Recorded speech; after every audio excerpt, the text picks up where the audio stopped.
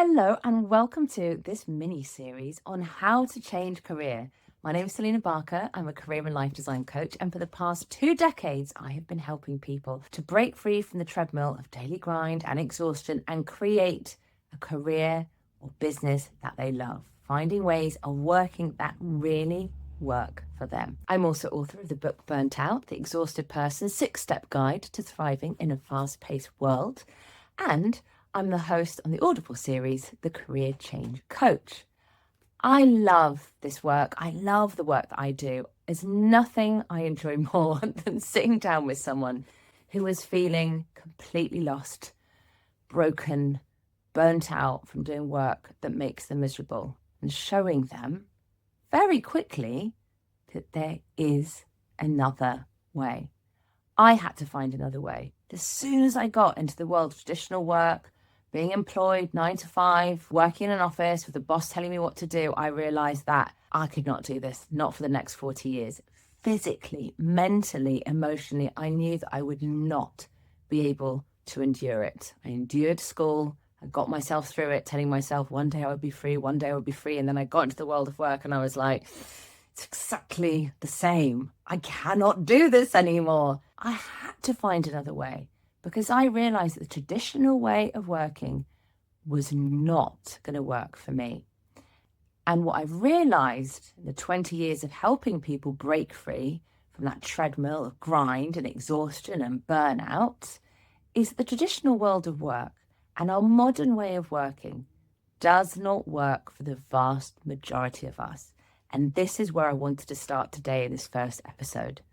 Why are we in this mess? Why are so many of us so miserable and unhappy and burnt out at work? And the reason why this is such an important place to start is because by the time we realize that we really need to make a serious change to our career, to what we do for a living, or the way that we work, we are usually on our knees, miserable, burnt out, defeated, and often asking ourselves, what's wrong with me? How come everyone else seems to be able to do it? How everyone else seems to be happy, seems to be able to hack it? They're not. The majority of people are miserable in their work. We're just really good at doing a cover-up job and seeming as if we're fine.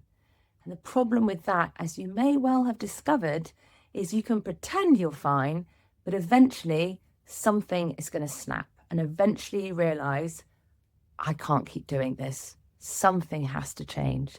I'm going to have to find another way. And it's at that point that I celebrate, because it means you're ready. When people aren't ready to change career, it's when they're in that space of, well, I don't love it, but I don't hate it. I mean, some days are good. It's not all bad. When someone says that to me, I know they're not ready.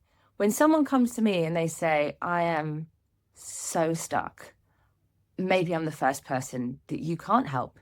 Maybe I just don't even like work. Maybe there's nothing that I would enjoy.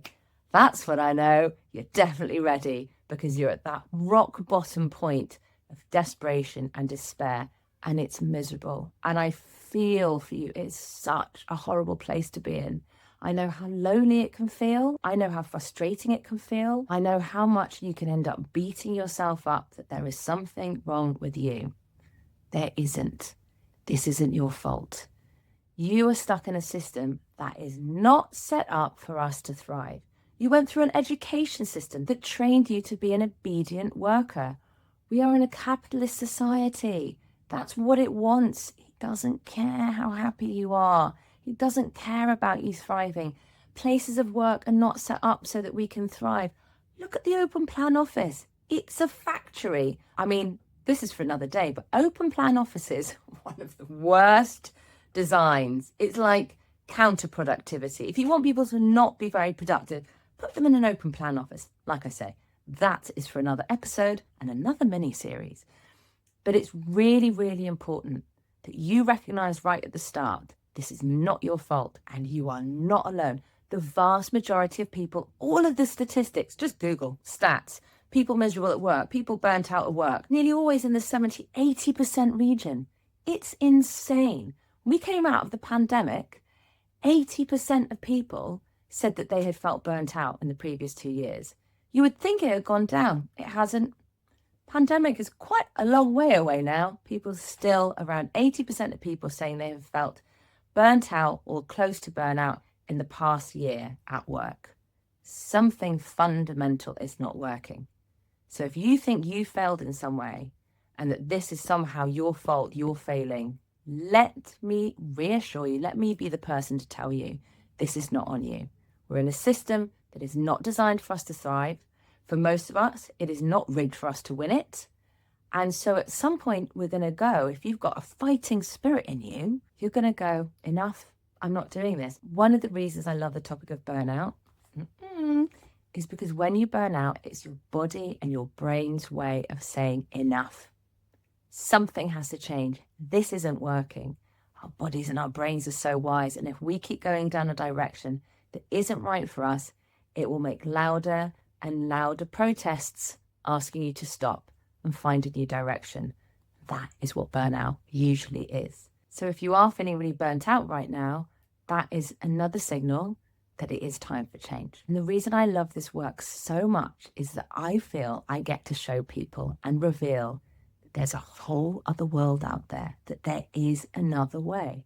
And a whole world exists where people are creating careers and way of working, people like you and me, where you get to do work you really enjoy, that you get to work in a way that really works for you, that you get to do the things that make you come alive, that you get to work in a way that supports the life that you want to live, rather than squeezing your life around the edges of a life that is dominated by work that exhausts and drains you. This is not how it's supposed to be. And the problem is we normalize feeling miserable and exhausted at work. We tell everyone that's just how it is. That's why it's called work. The generations that have come before us put up with that. So often there's also a feeling of like, well, if they had to do it, who am I to say I don't want to do it like that? I want to have fun. That is how you've been programmed to believe that it's okay to sacrifice yourself for work. It isn't. It isn't normal. It's not what we're here to do. Our bodies and our brains are designed for us to thrive. So if you're not thriving, it means that something's wrong. It's really important to recognize that we are in a system that doesn't work for most of us, and that's okay. You don't have to work within that system. Sometimes people make big career changes, really big changes to how they work, they retrain, they go into something completely different. Other times they do a full circle and they don't leave at all. But what's changed is their attitude. What's changed is they've stepped into their power. What's changed is they now know what they need in order to thrive at work. And they are going to advocate for themselves and they're going to make the demands they need to make. And either those demands are met or they're going to leave because they now know there are other options available. This is why this journey is so exciting for me. I never know.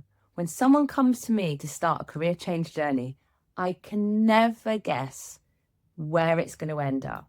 And that's why it's such a joy for me, because we go on this journey together. It's a journey of opening up, seeing what's out there, seeing what's in here, what really makes you come alive. What are the ingredients you need to feel happy, alive and fulfilled in the work that you do today? And so we get all the ingredients together and we start cooking something up that really works for you. So if you've been feeling really stuck and miserable and thinking, is it just me? How does it feel to know that you're not alone?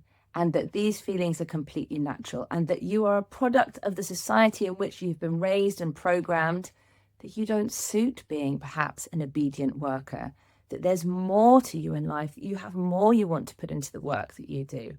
How does it feel to know that there is another way, and that I've been showing people for 20 years how to find that other way and how to create a career that they love? Hopefully you're feeling more uplifted and that actually, maybe this is possible. My final thing on this is step by tiny step. No one needs to be making any big, scary leaps and certainly not putting themselves in any kind of financial insecurity or instability. That is a non-negotiable for me. This has to feel safe. It's going to feel scary. We'll get onto that. But it has to feel safe and it has to feel something that is not going to put you into any kind of financial risk. There's always a way to make this work. So with that, I shall come and find you in the comments section, hear what you're saying, carry on the conversation there. And if you are feeling like, yes, I'm ready, I am ready to change career to figure out what it is that I really want to do, and you would like my guidance and support in helping you to do that, then come and check out my coaching programs.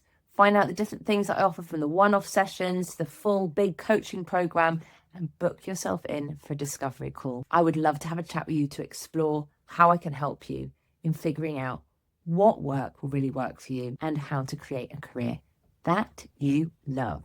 And in the next episode in this mini series, I'm going to be talking about how to get started on figuring out what an ideal world of work would look like for you. So I'll see you in that next episode to carry on this journey.